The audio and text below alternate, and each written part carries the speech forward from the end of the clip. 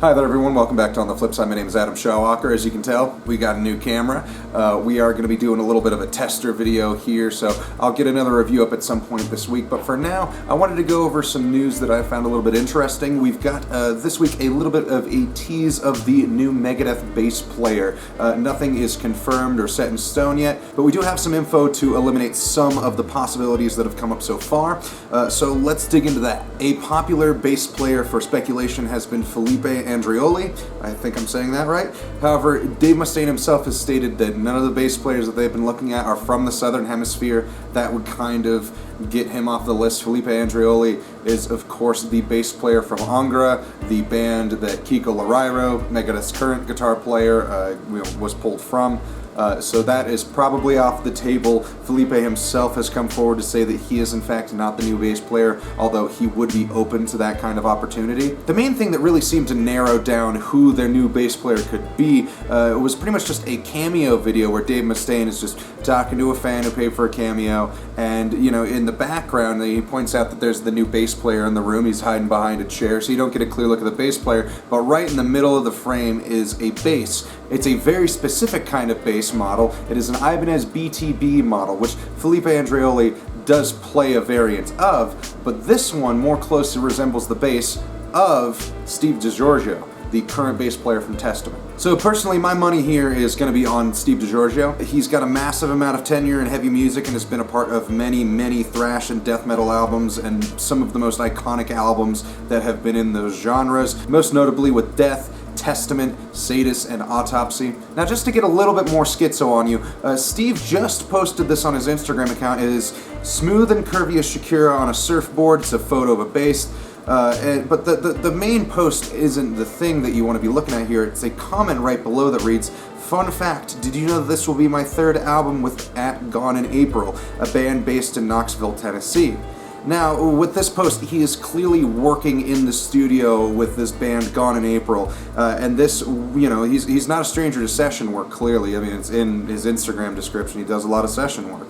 But this would place him in Tennessee in a convenient time frame, so he could have been working and recording the Megadeth record and then just made the 2.5-hour drive to Knoxville from Nashville. This may all be a series of pretty hefty coincidences, but I think that there's some merit to these events. Not only do I think that Steve DiGiorgio is the new bass player for Megadeth, I am extremely excited at the prospect of him being the new bass player for them.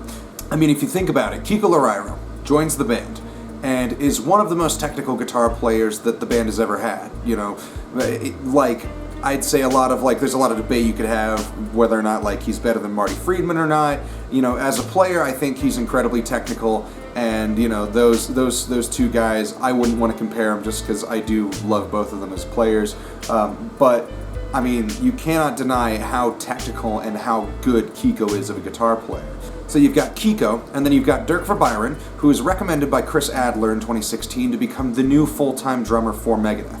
Dirk, in this time that he's been with Megadeth, has worked with extreme metal acts like Cadaver, Betsy, Tronus, Vetter, Acroma, and the list goes on, really. You have one of the most legendary guitar players and personalities in thrash metal with Dave Mustaine, a brilliant progressive metal guitar player with Kiko, and one of the most accomplished modern black metal and extreme metal drummers of the modern era with Dirk Verbeiren. The last piece of the puzzle would fit with Steve DiGiorgio, and in my opinion, there is no better example than his work on Death's Human. The work he did on that album is just absolutely brilliant. It demolishes everything. His work is so fantastic that I think he might end up being the best bass player that Megadeth has had. Not to crap on Alexa or anything, that whole situation is, no comment. I don't. But regardless, Steve DiGiorgio, in my opinion, probably a much better player than Alexa. I don't think that they're going to be taking a loss on this one. So Megadeth's new album, presumably titled The Sick, the Dying, and the Dead, will in all likelihood, in my opinion, be one of the heaviest albums of their entire career and be one of the most technical ones, and I think that is probably one of the most valuable reasons to have Steve in Megadeth. So I'm pretty stoked to hear the new album. They have put up some cameos, or Dave's put up some cameos where you can kind of hear a little snippet of the title track. It's like the very intro segment, and you know, it's not a lot to go on, some little breadcrumbs, so I'm excited to hear what they put out. This is, of course, the longest gap in albums that they have ever had. I believe the longest gap in albums before this was only like, you know, like a 3-year gap. So you'd have like, you know, 2001 to 2004, you have The System Has Failed, that's 3 years, and then like 2013 to 2016 with Super Collider to Dystopia.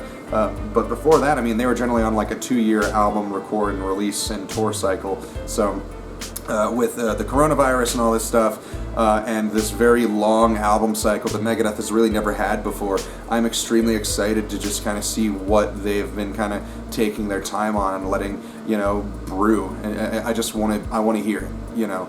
I think that, you know, Megadeth is geared up to have a borderline death metal release with how their lineup currently is, and that is extremely exciting to me. Anyway, thank you all so much for watching. I am going to get another review up here soon within the week. I've got some more gear showing up. I got some more like little lighting to, you know, kind of amp up the setup a little bit more. I hope you guys are enjoying the new camera quality and the new audio quality. I am going to take this video to work out some of the tweaks here and there, because I haven't really used lapel mics before, or, you know, this is like the first like proper camera that I've had. So I'm pretty stoked to be able to like up quality for you guys, and let me know if there's anything weird in the video that you guys think should be fixed or anything like that. Thank you all so much again, and we will see you on the flip side.